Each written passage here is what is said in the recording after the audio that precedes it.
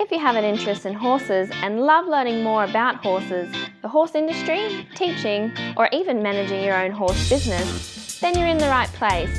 We would love you to join us on our mission, which is to improve the lives of horses around the world through the education of riders, handlers, and trainers. So get comfortable, listen in, and enjoy. This has been another episode sponsored by Online Horse College. If you haven't had a look at the wide variety of equine-specific accredited courses, then go to onlinehorsecollege.com and I'll see you over there.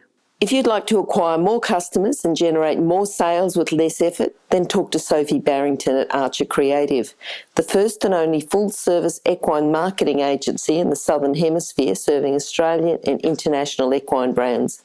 Go to horsechats.com, search for Sophie, search for Barrington, or search for Archer Creative and you'll find the contact details at the bottom of those pages. Now, today I'm delighted. Bergin is back again and really happy to have you back, Brendan. We talked first of all about the problems of challenging horses. Then we talked about developing control of speed over fences. And today we're going to talk about developing precision over fences. How are you today, Brendan? Yeah, pretty good. I'm delighted to be back and delighted to be chatting about something else that I just think our sport is evolving all the time. Like if you think of if eventing 20 years ago, which I don't actually remember firsthand, I have to admit, what was rewarded was bravery. The fences were big and they want you to gallop onto the fences. But the way it's all changed now is it's now all about techie, trappy, tricky little lines, eventing and show jumping as well. So I kind of think we have to really think about that when we're training the horses. So I'm delighted to be back and talking about that for a bit. Yes. I think things certainly have changed. You know, I'm one of those older riders who was eventing 20 years ago. And as it came and changed to be more precise, I think better for training the riders to do the more dressage, more the relationship between the dressage and the jumping. I think that's certainly come about. And, the precision of the fences, I think that's a really big one. Yeah. I think the one problem with the way the sport has changed is it doesn't reward horses for being brave. It kind of it works to catch them out of it, and I think it's really important for, if you like, the fairness of the horse that we really prepare them for that they've got to really think on their feet. They can't just take a really massive jump and hope that it'll be fine. Yes. Yep. And this is important too for the rider, isn't it? If the rider's going to walk the fence and walk the line and make sure that they really know the horse, that they can prepare the horse for it as well. Exactly. It's like I've said, in previous interviews, we have to try and look at things from the horse's point of view. Like if it's a big bank and then it's a sudden turn, right onto a really skinny roll top, the horse's reaction is usually to bound off the bank, and then it puts them too close to the roll top, and that's where you're going to turn them over. So, I think it's really important that you have the horse really on the aids and the speed control is all there, so that when you come to a massive bank or a huge chicaner that's coming to something techie afterwards, that you're able to say, come slow to it, look at it, because there's something else coming. Yep.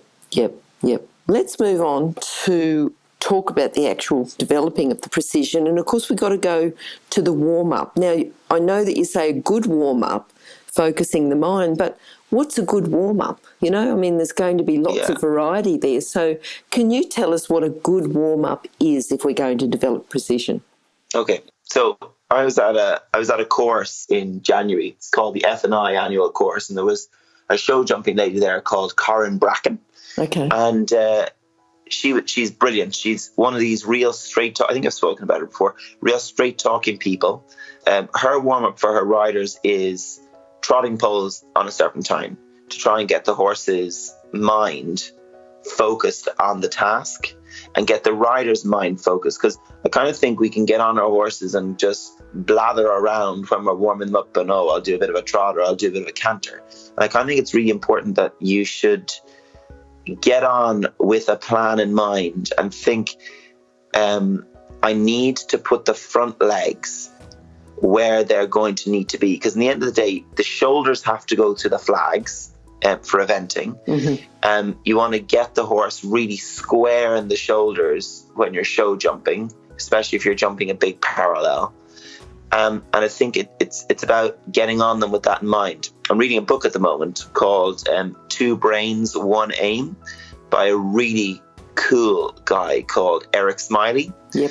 And he talks about how physical warm-up of the horse actually isn't all that important, because and I spoke to him about it a few months ago, and I said, what do you mean? He said, well, when you think about it, horses have evolved to flee from predators. They don't turn around to the lion and say, yeah, just hang on 1 second, I've just got to trot 4 circles, do a bit of a stretch, and then I can go.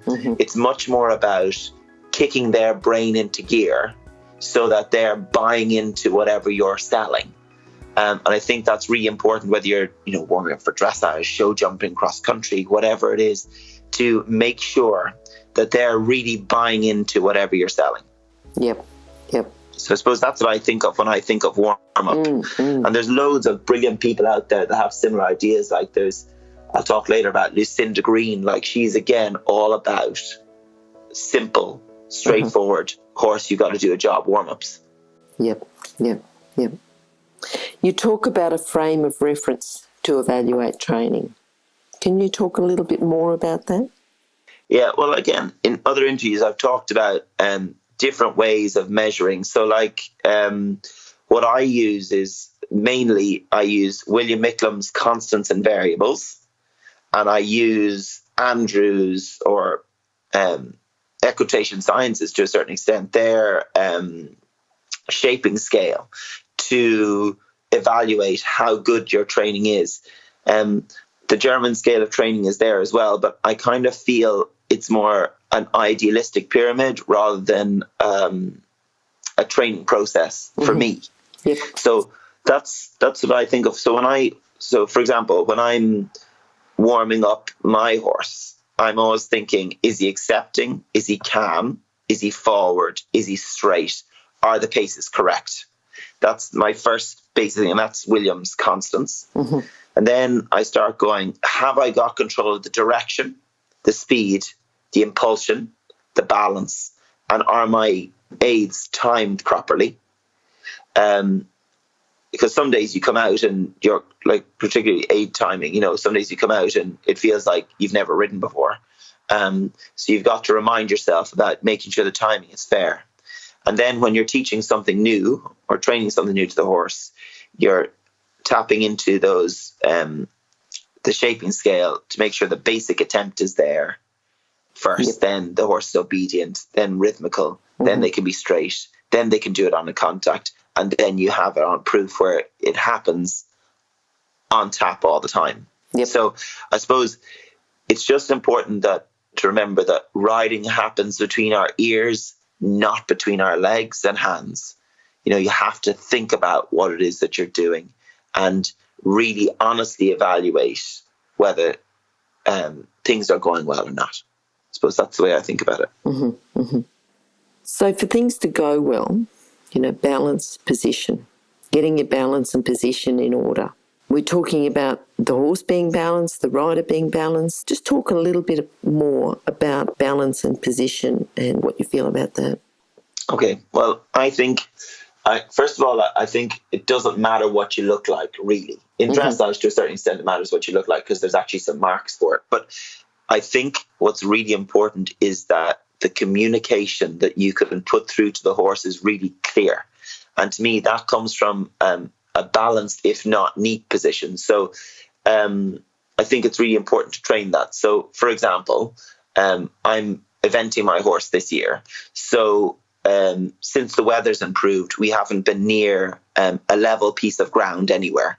So I'm riding her basically on the side of a hill to make sure that my balance is going to be reactive and quick enough so that when we're cantering down a hill to a fence or up a hill to a fence, it's all there. So I ride her on the flat, I lunge her, I do everything on a really grassy hill because that's what we're going to be using. And making sure that I'm able to communicate whatever it is, whether it's leg yielding onto a line, shoulder in, anything, to make sure that I have full control of the direction, speed, impulsion, and balance. And I just think sometimes we train riders, strictly in riding schools, to have a good position, but we don't think of it in terms of balance and communication. Because in the end of the day, you can be pretty is as pretty does. Like, you can sit there beautifully and not give the horse any useful information. Yes, I think that was well explained. To do with the horses, being fluidity, keeping it natural. How can we do that? I mean, that's what we're looking for, but what process and what are we looking for? Yeah, well, I suppose I'm going to say something a bit odd here. I think a horse is a lot like a push bike. When you're cycling your push bike along, if you want to get round, say, a sharp corner or do anything other than go in a straight line, you have to be moving smoothly along, because if you start, snapping the brakes on just before you turn, you get your little skids, you get your little turns. And I kind of think that, especially if you're competing on grass, you've got to make sure that the horse is well signposted to where they're going so that they can move around a turn. Again, reading this book, Two Brains, One Aim by Eric Smiley, he talks about lines, and he has a line in the book and he calls it the dead man's line. And what he has two fences and it's a turn back. And he said the smart rider's line is to just curve around that and move smoothly. Then the horse can keep their canter and flow around the turn. The dead man's line is you go out, you do a 90-degree turn and snap back. And by doing that, you break your canter. In Irish, we have a term that we call stadach, which means sort of stoppy. And I think you watch people who are nervous show jumping or nervous cross country, and you see that stadachness about it, where the horse is nearly staccato every time they turn because they're using so much rein aids. And again, I suppose it jumps back to my previous podcast I did with you, which is about having control of speed. Yes. I think we talked a bit about fluency and fluidity and flowing natural paces, and how it's so important that we allow the horse to give their natural pace if we want to be able to move them around in a precise way and hit the mark every time. I know that earlier on you talked about, within the warm-up, focusing the mind, but you're talking now also too about giving your horse's head a job. Is that to keep the horse thinking, or can you explain that a little bit more? Well, I suppose, again, it all comes back for me to the nature of the horse. It's in a horse's nature to be alert, to be aware, to be always looking out for when the lion's going to jump out of the bush and eat them. So if you allow their horse to just go into their vacant grazing thinking mindset, then it means then they're not focused on the information you're trying to give them. So, for example, when you're working your horse in the canter, say, that's one of the cases where the horse is, I suppose, I think, the most fragile, because they're covering more space. One step can mean a huge distance. So I think it's important that you're giving the horse maybe a little leg yield here, a little leg yield there, a little slow down, even if it's only just those small amounts of movement, to try and make sure the horse is always tuned on your signals and not looking for, it sounds like I'm being anthropomorphic, but looking for the next thing to run away from. But that's the way the horse's brain works. If they're a healthy horse, they should be looking out for the next predator, because that's how they've evolved over millions of years. So you've got to make sure that you have them very, very focused. And again, we come back to Eric Smiley's idea of buying in, to make sure they're buying into the process that you're selling. You come up with some good ways to explain things, and I'm just writing in that buying into the process. Yeah, I think having the horse on your side, it's important. You should get that book, though. It's a really good book. I've written it down. It doesn't come from a very learning theory point of view. It's more a coaching book. But the ideas are quite brilliant. Good. If you're an equestrian coach or a horse riding instructor, or even if you aspire to be one, have a look at the free video series for horse riding instructors on the Horse Chats website. Go there now, have a look, horsechats.com. Now the next one, and we're talking about precision, developing precision over fences because, it's all right with cross country, I suppose, you get the narrow fences, squeezes, but often in show jumping, we're riding to fairly wide fences. When I say wide, I don't mean wide to jump, I mean wide between the wings. But your idea of riding a colour on the ground, even a ground pole, but riding the colour rather than saying, I've just got to go between the wings, but you're really riding to a colour or whatever to help with your precision. Is that right? Yeah, well, the thing about it is the show jumping, the fences are really wide. They're, usually around 10 to 12 feet wide.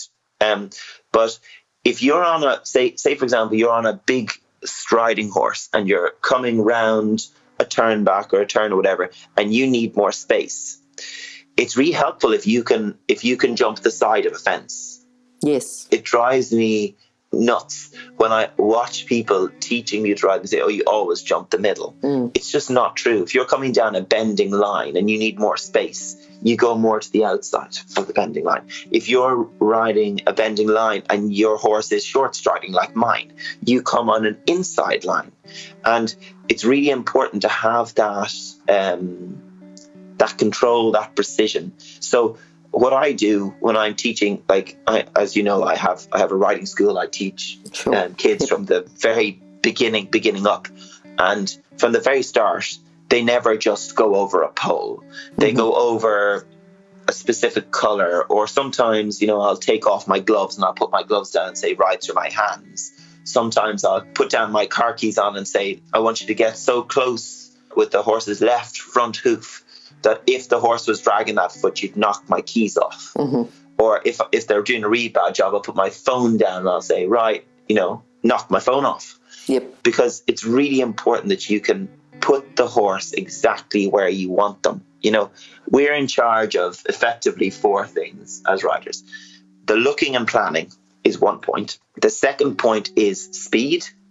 The third point is direction. And the fourth point is to be in balance so the communication is clear. As soon as you let go of having control of direction, or you let go of having control of speed, I wouldn't get into a car with someone who didn't have control of those 2 things. And I think it's something that we always have to be looking after and reviewing and making sure it's all there. And that's where the riding a colour on the ground comes from, or riding through gloves, or for people who hack out a lot, my show jump trainer, John Mulvey, he's always saying, when you're cantering out up a hill, jump a stick on the ground, put the horse's foot in a puddle, because that way that you're still in control of speed and direction all the time. Yes, I think you can ride around aimlessly for an hour or half an hour, or you can ride and have these exercises in the back of your mind and be actually riding for that continual improvement. Yeah, exactly. Now, riding with pods. Before we go any further, because we might all speak English, but there's different languages within English. I know Australians got some quite peculiar ones. Yes, you do. Pods. What are you talking about when you say pods? When I say pods, I'm talking about football cones, those little flat football cones, the ones that if you stand on them, they just squish flat. Okay. And they're brightly coloured. And I teach a lot of pony club, and I always come with my stack of pods to the pony club rallies. And I don't know what pony club rallies are like in Australia, but here, pony club rallies we're in the middle of a big field. There's usually about 10 to 15 rides going on, and you have your unmarked corner of your field. So what I do with my pods is I set out pod exercises. So I'll put down 2 pods, ideally if I can, red and white. Red being on the right and white being on the left, to get the mind thinking. And I put them about 1.5 foot apart, and they have to ride through the pods. And then we progress the exercises on, and I put the pods before and after the jumps, the fences, and they have to ride down through the pods. And then there'll be a set of halt pods. So they canter down over their fences or over the cross-country fences. Then they have to stop between 2 pods. And again, it just comes back to, I'm like a broken record, speed and direction. By putting down the pods, the clients have, if you like, empirical data, so they can see when the line is right and the line is wrong.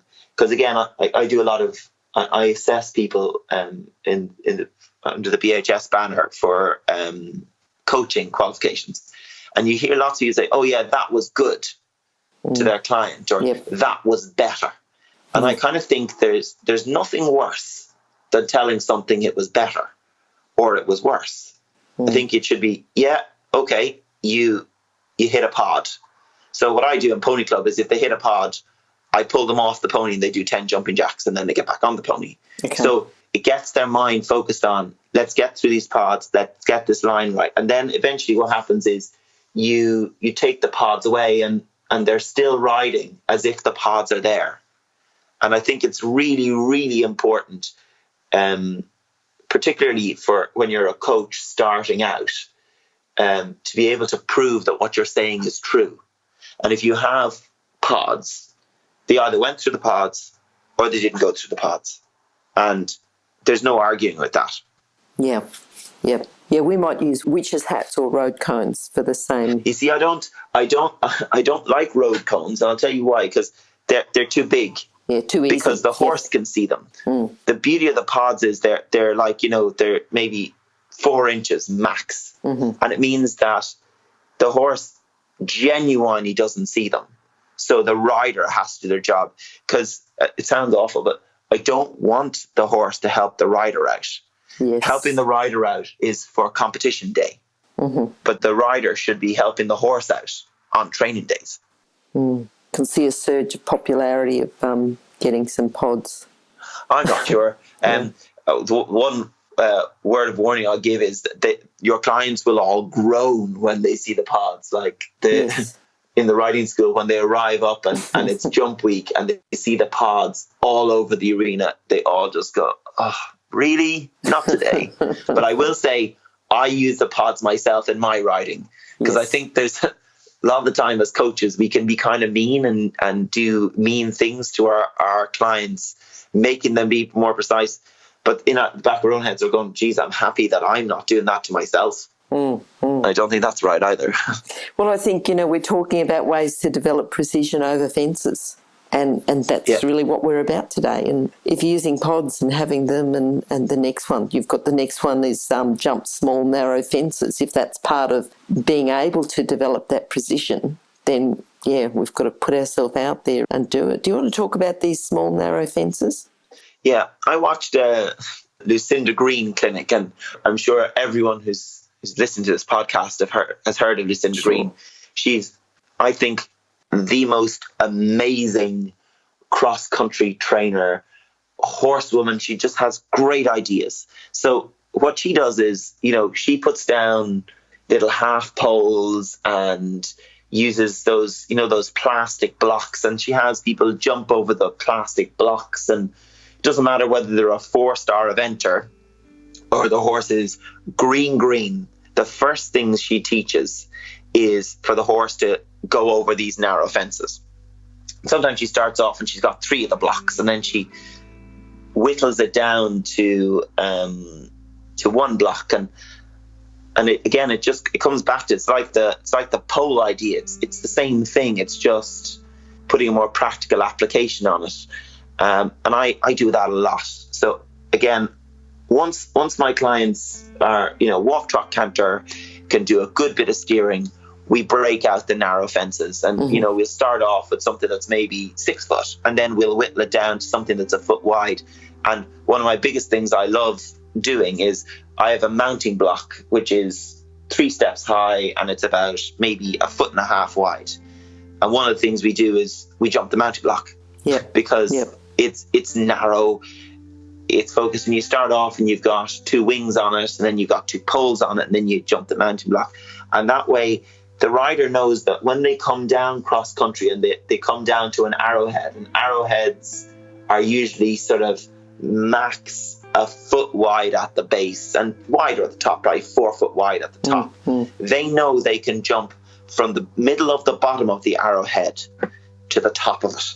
And I Yep. think it's so important that you give your riders that confidence that they can, whatever width, whatever height goes in front of them, they can jump it. And Lucinda Green, in one of her masterclasses on horse of country, says that, you can trot down and jump a narrow fence at 1.20 m. And of course, we're all recoiling in horror at the idea that you can, but it's absolutely true.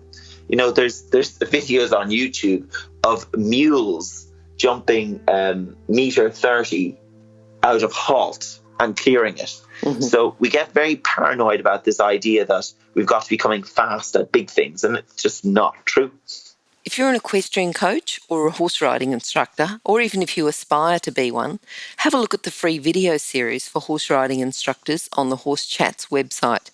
Go there now, have a look, horsechats.com. What about the testing lines? And some people might think, right, if you've got pods, that's a bit of a testing line, but talk about how to challenge yourself to ride these testing lines. Okay, so an exercise that hopefully I can paint this mental picture. An exercise that I put out, and I use 4 jumps. I put 2 on a 4-stride related distance. Then I put 2 fences in on the angle. So you jump off the related distance, from the first related distance to an angle, to a fence on an angle, like a dog leg. Mm-hmm. And then I have these 2 dog legs set up so that you can jump the 2 dog legs on a related distance line. So you're meeting the fences on an angle. And I think it's really important, especially for eventers, to meet fences on angles, because when you're eventing, you do it all the time. You come down to a corner, you're jumping it on an angle. And I think it's really important that at home, you train yourself to come and take some tight turns and just do that kind of thing. I was at the British Horse Society Ireland convention last month, and one of the speakers there was Yogi Brysoner, who, again, an eventing legend, certainly in Ireland and the UK, and I'm sure he's been heard of further afield. Mm. And what he set out is 6 fence grid with 1 stride in between. And he had them jump up and down the grid. And then what he had them do is he had them jump basically a shallow loop down the grid where they jumped every second fence. Okay. Do you know what I mean? And, yes. And then he had them jump, he then put fences on the side of the grid. So they jumped, say, the first fence and out the side of it over another fence on an angle. And you're sitting there as a spectator looking at it going, oh my God, he's so brave. But at the same time, he was doing this in an arena where the poles fall down. That's the time to do your challenging lines, to push your clients to see where is the limit so that you know where the holes are that you need to fill before they go out and they jump a 1 or a 2-star cross-country track. Because I think that we sometimes, especially as coaches, play it very safe because we're afraid of essentially being sued. But, as long as your work follows a logical plan, follows a progressive training methodology, I think that you have to be brave and push, because I've said this before on other podcasts, we've got to be following what the top people are doing. If you want to be better, you've got to look skywards, because if you're not looking skywards, you're doomed to stay stuck in that same rut, doing the same job over and over. So that's what I think about challenging yourself to ride tricky lines. And again, it's like I said earlier, it's something as simple as when you're cantering and hacking out, jump into the puddle, jump over the little fallen tree and pick spots and hit spots. Yep. Now, this is one that I love. You've got finish every exercise with a dressage test. Do you want to explain that a bit more? Yeah, I think certainly when I started teaching, you used to set out your exercise, you'd have your clients jump around their exercise, and then you'd say, well done. Mm-hmm. And there was no finish to it. So then I was training with a girl called Joanne Logue, and what she had everyone do is she had everyone, I want you to stop at E, or stop at C, or stop here, or stop there. And I went, you know what, that's a great idea, because it finishes it off. It means it doesn't peter out. So You don't have to stop. Like some of my clients, I go, right, I want you to land after the last fence. I want you to canter a 20-meter circle, and then I want you to come down the center line and halt at X, or whatever it happens to be, because it means then there's a proper finish to the exercise, not a peter out. The petering out is for when you finish your show jumping round or your cross-country round and you're avidly scratching and loving your horse because they're so wonderful. But at home, you want the horse to still be thinking, oh, there's a signal coming here. Something's coming next. What's coming next? Because how many times do you see in particularly pony club show jumping that they've jumped 10 of 11 fences or whatever, and the horse thinks they're done, and they nearly miss out the last fence because they've lost the horse's focus and attention, because the horse is used to coming off that fence because they train in that training centre and they're near the gates, they're done. So I just think finishing off with the dressage tests or just one or two little bits is really important after you finish the show jumping round or the eventing cross country or whatever it is in training. Yeah. Now, I think for our listeners, if you didn't work out, we've got 10 ways to develop precision over fences. There might have been 10 ways, but gee, there were a lot of exercises within those ways. You might say about, warming up, and you'd go through a couple and, the riding, testing lines and, a few different ideas there. So I think there were lots and lots of ideas, many more than 10, Brendan. Thank you for that. I think for people who are looking at developing precision, even any sort of cross-country jumping, but even developing precision within a dressage test, I think there was a lot of good advice there. Yeah. Delighted to be of help. Oh, Brendan, thank you. Thank you. I think the way that you explain it too, it's very good for someone who's just starting, but I think for people who are more experienced riders and competitors, there's also lots of information there, just different ideas that you can think, right, I can do that. Yes, that's a good idea. And experienced coaches as well. There's ideas there that they can try with their students. So certainly lots of valuable exercises there. So, Brendan, thank you. Thank you so much for coming on. And I don't know what you're going to come up with next time, but certainly looking forward to your next one. Thank you. I'll start having to think and see what I can come up with. Yeah. Now, if people do want to contact you direct, can you just go through the best ways to contact you? The best thing to do is to go to my website, berginequine.com. Okay. And you can contact us through the website. It's probably the easiest because my phone number is there, but I'm very bad about answering the phone because I'm usually doing something, and for me, whatever's in front of me right now is the most important thing. I'm one of those narrow focus people. So that's probably the best way of contacting us. We also have a Facebook page and all that sort of thing, but you can find all that from the website. Okay, those details will be on horsechats.com/ I think Brendan Bergin 3 we're up to now, but just go to horsechats.com and search for Brendan and you'll find those details. So thanks, Brendan. Looking forward to catching up with you again next time. Thanks, Dennis. Talk to you soon. Bye for now. Okay, bye. Now, if you're still there, you probably know that I'm absolutely passionate about education within the horse industry. That's why I host this podcast. My other venture is Online Horse College. Have a look now at onlinehorsecollege.com and I'll see you over there. Remember that our comments and instructions are general in nature and do not take into consideration your individual horses or your individual ability and circumstances. If you enjoyed this podcast, then please leave your comment below.